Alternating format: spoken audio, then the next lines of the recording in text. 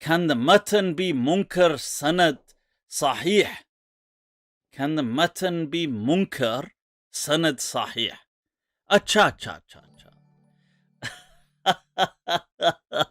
So basically what he's asking is, can a hadith come to us with a valid chain, what scholars call valid, and the text of it be ridiculous?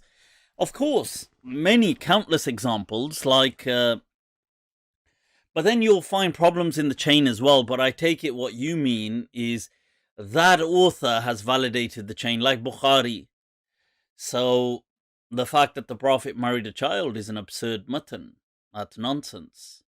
And there's many. You can watch my Bukhari Gate. I go through many examples. I'm sure all of those hadith that I go through, according to your standards, presumably are the sanad is okay, because Bukhari is rubber stamping it, apparently or allegedly, or whether it's Bukhari or more likely Frabri. Maybe the students of Frabri, and maybe the people who come after him. God knows who it is. You know, people have no idea. It's just this project that they've all kind of... You see, the issue is, let me clarify. This is, it's worth saying a few words on. Why were people not as critical of hadith, of documented hadith during the early few centuries of Islam? And the reason is that in early Islam, there was a competition, if you like, a rivalry to claim orthodoxy. Who are the true orthodox Muslims? So you have to remember, for maybe 200-300 years of Islam, around between the 200 to 300 years, definitely the Salaf, so the Sahaba, the Tabi'een, the Atba'u Tabi'een, people like Imam Malik, Imam Abu Hanifa, during their time, there was no creed. So Imam Malik will never tell you what to believe.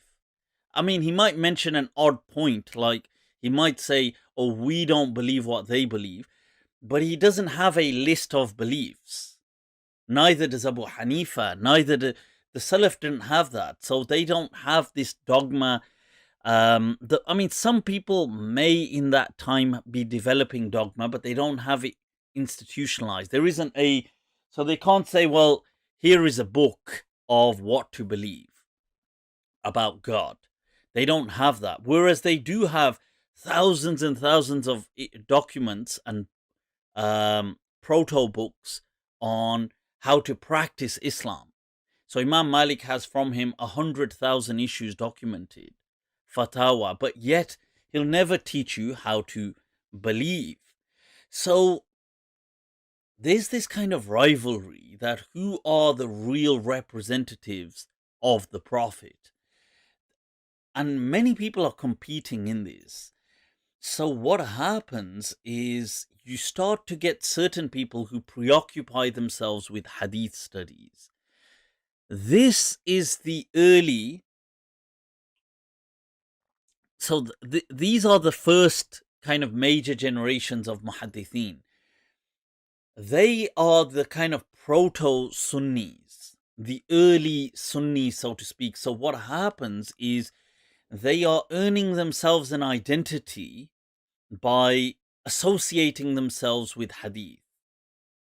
So hence, when Ahlul Hadith was used in early Islam, this is what it was referring to, the proto-Sunnis. Because the word Sunni hadn't emerged. There was no word. So Imam Malik would never have said, I'm a Sunni.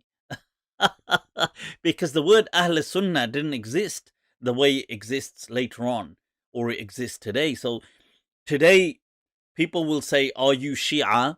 Are you from the Sunnah? Are you Sunni? In that day and age, this word Ahl Sunnah hadn't existed yet. It hadn't emerged. So to them, Sunnah meant the way, but there wasn't this group called Ahl Sunnah. So how do you define them? So they're all doing their own kind of way, but what seems to loosely appear is this affiliation with hadith seems to reflect orthodoxy. So this is really important in understanding why later, so when the second wave of muhaddithin appear, these groups like Bukhari and people like Bukhari and Tirmidhi and Abu Dawud and Ahmad and all these people are appearing on the scene, and Bayhaqi and Darqutni and all these kind of, this group from the 200 Hijri going into the early 300s. This group of muhaddithin, they are, you see, because their identity is so tied into hadith, the existence of hadith. So for hadith to exist, supports, validates their identity as Orthodox Muslims. So they can't be as critical. Like, they can be critical, but they're not going to be overly critical of too many hadith. Like, they can be critical of the craft. Like, they can say, well, you know, this rawi, I disagree with this rawi narrator, I disagree with that narrator. But they can't start just problematizing so many actual hadith, the way Imam Malik did a bit earlier on. But even Imam Malik, he criticizes them, but not, he doesn't always go about criticizing. He'll criticize the odd one. So they can't do it because it jeopardizes their own project. They're too invested. And that is always important to remember when you ask these questions like, you know, why is the chain sahih then? Why didn't they criticize the matan? Because they're too invested. They can't do it. It's like today, let's say you've got Sufis today, the kind of people who follow tasawwuf tariqas.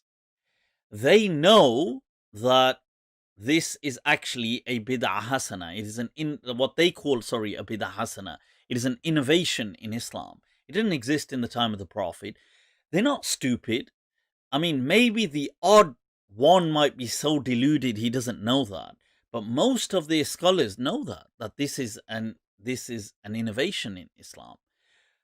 Even if they believe it's a good innovation, but why won't they acknowledge that publicly? The odd person might acknowledge it, but most of them will try to blend it as though it's some kind of a sunnah, even though they know that it's not a sunnah. They know that this is an innovation. Or going to shrines or having graves as, you know, like these huge mausoleums, and having these, you know, darbars and dodgy peer sabs and all this stuff. Why don't they overly criticize them, even though they know these things are not from Sunnah? Because they're invested in that same project. You see, now it's difficult being very critical of that when you're a part of that greater scheme, because then inadvertently you're kind of opening the door for people to criticize you. So yeah, so you must remember that. I hope that makes some sense.